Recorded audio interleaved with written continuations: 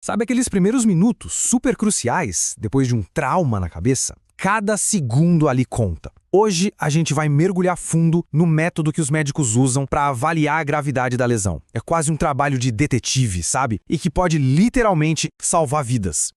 Pois é, essa é a grande questão.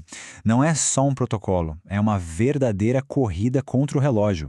Vamos entrar juntos nesse universo da neurologia de emergência, para entender como cada pequeno detalhe pode mudar completamente o desfecho da história. Então, por onde se começa? Bom, o primeiro passo é justamente esse: vestir o chapéu de detetive. Tudo começa com um histórico bem detalhado da lesão e, claro, um exame físico completo. A investigação começa com perguntas essenciais. O que exatamente aconteceu? A pessoa perdeu a consciência em algum momento? As testemunhas no local são a primeira fonte de informação. Ao mesmo tempo, as mãos do examinador buscam as primeiras pistas físicas no paciente, procurando por cortes, por fraturas. É fundamental saber se o crânio está intacto ou se existe uma lesão aberta. Agora o olhar fica ainda mais treinado. Existem alguns sinais externos que são clássicos, quase como códigos secretos que podem revelar o que está acontecendo por baixo da pele e do osso. Vamos dar uma olhada nos mais importantes. Olha, isso aqui não é um olho roxo comum, de jeito nenhum. Os olhos de guaxinim são um sinal de alarme máximo. Esse padrão específico de hematoma ao redor dos dois olhos basicamente grita para a equipe médica: atenção, pode haver uma fratura grave na base do crânio. É uma pista que simplesmente não pode ser ignorada. Isso é uma emergência com E maiúsculo. O vazamento de líquido cefalorraquidiano, seja pelo ouvido ou pelo nariz, cria um caminho direto, uma porta de entrada para que infecções cheguem ao sistema nervoso central. A ação precisa ser imediata. Mas veja bem, as pistas não estão só na aparência. Os sinais vitais do paciente contam uma história que vem de dentro, revelando a pressão que o cérebro pode estar sofrendo, a frequência cardíaca, a pressão arterial, o ritmo da respiração. Tudo isso pode ser o alerta para uma complicação fatal. E aqui a gente tem uma combinação traiçoeira, conhecida como tríade de Cushing. Pensa só, pressão lá em cima, coração batendo bem devagar e uma respiração toda irregular.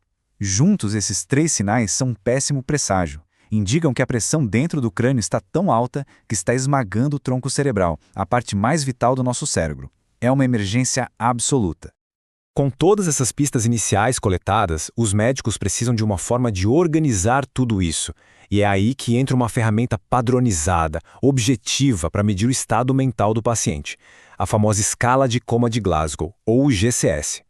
A escala cria um espectro que vai de 3 a 15. De um lado, a pontuação mínima 3, que indica uma redução muito severa da consciência. Do outro, 15, que é o estado normal, a pessoa totalmente desperta. Quanto maior o número, melhor o cenário. A genialidade da escala está em como ela avalia três áreas bem definidas: a abertura dos olhos, a melhor resposta verbal e a melhor resposta motora. A pontuação de cada área é somada para dar o total. É uma avaliação super rápida, estruturada e validada no mundo todo. Dominar essa estrutura é fundamental. E por falar em se preparar de verdade, se você é estudante e quer estar pronto para isso, entra agora em medicoub.com.br, baixa o app e aproveita o maior banco de questões do Brasil, com provas anteriores de todas as instituições, questões comentadas, resumos práticos, aulas completas e flashcards prontos para revisar onde quiser. Certo, então o paciente tem uma pontuação. Mas o que esse número realmente diz para a equipe médica? Qual o significado dele na prática, em termos de gravidade e de prognóstico?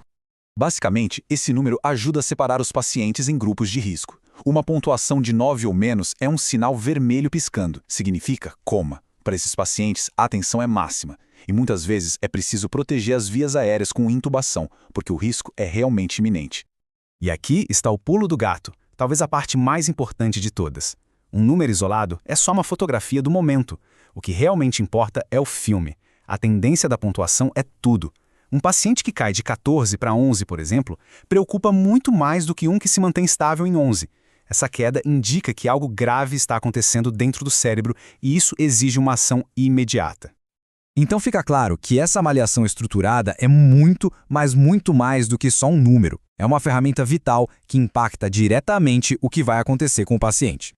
Pensa só, no meio do caos de uma emergência, a GCS traz ordem. Ela cria uma linguagem universal que permite que qualquer profissional de saúde, em qualquer lugar, entenda a gravidade da situação em segundos. Ela padroniza a avaliação, classifica o risco e, o mais importante, guia as intervenções que fazem a diferença entre a vida e a morte. A escala de Glasgow oferece uma clareza impressionante em situações caóticas, mas ela também abre a porta para questões muito mais profundas sobre a natureza complexa da própria consciência humana. Afinal, como a gente consegue quantificar algo tão intrinsecamente humano? Essa é a fronteira que a neurologia continua a explorar todos os dias.